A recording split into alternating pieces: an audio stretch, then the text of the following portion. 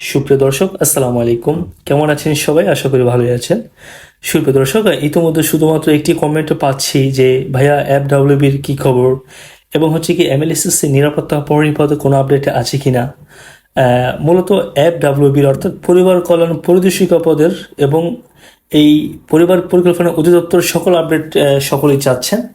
সুপ্রিয় দর্শক, তো এই সকল আপডেট নিয়ে বিস্তারিত থাকছে আজকের এই ভিডিওতে। অর্থাৎ অন্তর্বর্তীকালীন সরকারের সময়ে আপনারা কি লাভবান হবেন কিনা, নাকি আপনাদের ফেয়ারে চাকরি হবে কিনা, এবং হচ্ছে গিয়ে আপনারা যারা যারা পরীক্ষা দিয়েছেন এখনও অবধি রেজাল্ট পাননি, সকল আপডেট থাকছে এই ভিডিওতে।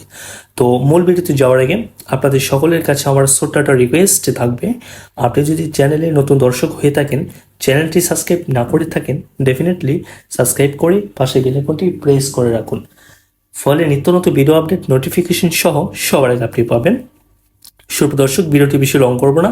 তো প্রথমত হচ্ছে যে এমএলএসএস এর নিরাপত্তা প্রহরী, অনেকেই আমাকে বলতেছেন যে ভাইয়া নিরাপত্তা প্রহরী পদের ভাইবা দিয়েছি, কিন্তু এখনো অবধি কাঙ্ক্ষিত ফলাফল আমরা পাইনি, কবে অবধি পাবো?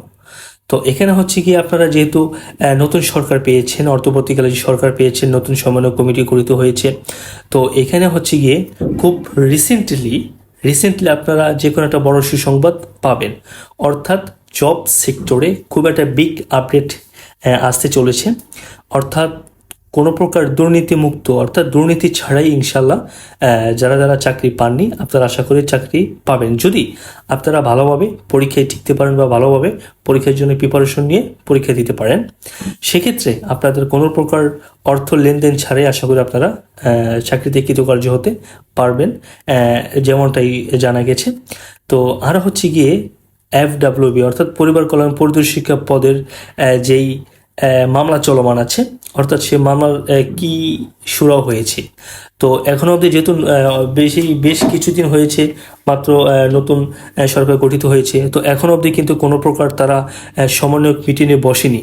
অর্থাৎ আওয়ামী লীগ সরকার থাকতে যেই চাকরিগুলো ঝুলন্ত অবস্থায় আছে, মানে পরীক্ষা হয়েছে ভাইবা হয়নি, বা সার্কুলার দিয়েছে পরীক্ষা এখনো হয়নি, সকল আপডেট নিয়ে তারা একটি সভা গঠিত করবে হয়তো কিছুদিনের ভিতরেই।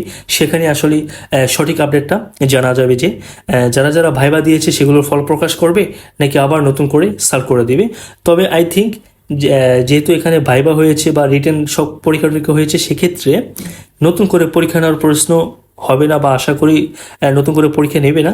তবে আপনারা ফলাফলটা আশা করি দিয়ে দেবে। তবে এটা 100% যে নতুন করে পরীক্ষা না নিয়ে, যেহেতু আপনারা ভাইবা দিয়েছেন, ভাইবা পর্যন্ত এসেছেন, সেক্ষেত্রে এমএলএসএস বলেন, পরিবার কল্যাণ পরিদর্শিকা বলেন, এনিয়ন যে কোনো পদ হোক না কেন, আশা করি আপনারা ফলাফলটি খুব শীঘ্রই পেয়ে যাবেন, আপনারা কাঙ্ক্ষিত ফলাফল পাবেন।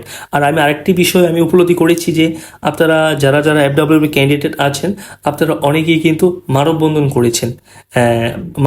করেছেন, হয়তো আমি বিভিন্ন সোশ্যাল মিডিয়াতে দেখেছি। বা তো এখন এই মানববন্ধনের ফলপ্রসূ কী হবে, আমি মনে করি যে আপনারা আপনাদের মানববন্ধনটি চালিয়ে যান। যেহেতু আপনারা এখন আরেকটু দেশ স্বাভাবিক হলে আপনাদের মানববন্ধন আপনারা চালিয়ে যান, তাহলে যেহেতু এখন নতুন উপদেষ্টা গঠিত হয়েছে বা নতুন সমন্বয় কমিটি গঠিত হয়েছে, সেক্ষেত্রে আপনারা খুব সিম্পলি আপনাদের কাঙ্ক্ষিত ফলাফলটি আপনারা পেতে পারবেন। এবং হচ্ছে গিয়ে যেহেতু হাইকোর্টে রিট হয়েছে এফডব্লিউবি, সেই রিটও আশা করি যে খারিজ করে দেওয়া হবে আপনাদের মানববন্ধনের মাধ্যমে। তবে হ্যাঁ, আপনারা মানববন্ধন চালিয়ে যেতে পারেন, অর্থাৎ আপনাদের চেষ্টা আপনারা চালিয়ে যেতে পারেন। তবে আমি আশা করি কোনো প্রকার সমস্যা হবে না, আপনারা আপনাদের ফলাফলটি ইনশাল্লাহ পাবেন। এবং অনেকেই জানতে চেয়েছেন যে অফিস সহায়ক পদের কী আপডেট। তবে হ্যাঁ, অফিস সহায়ক পদের পরীক্ষা হবে, শীঘ্রই পরীক্ষাটি হবে। এবং হচ্ছে গিয়ে অনেকেই আবার একটি আপডেট তুলে ধরেছেন যে চাকরির বয়স সীমা বৃদ্ধি করতে হবে, চাকরির বয়স সীমা 35 করতে হবে।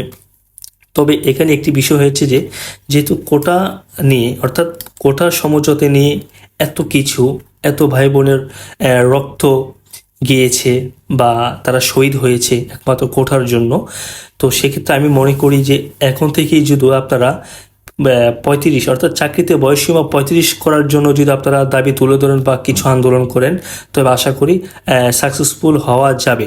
এখন একটা খুব সুবর্ণ সুযোগ, চাকরিতে বয়সসীমা বৃদ্ধির জন্য এখন একটা সুবর্ণ সুযোগ। এই সুযোগটি হাতছাড়া করলে পরবর্তীতে কিন্তু আর সুযোগ পাবেন না। সুপ্রিয় দর্শক, আশা করি আপনারা বিষয়টি ক্লিয়ারলি বুঝতে পেরেছেন। তো সকলের কাছে আমার ছোট্ট একটা রিকোয়েস্ট থাকবে, চ্যানেলে নতুন হলে অবশ্যই সাবস্ক্রাইব করে দিবেন এবং পাশে বেল আইকনটি প্রেস করে রাখবেন। ধন্যবাদ সবাইকে।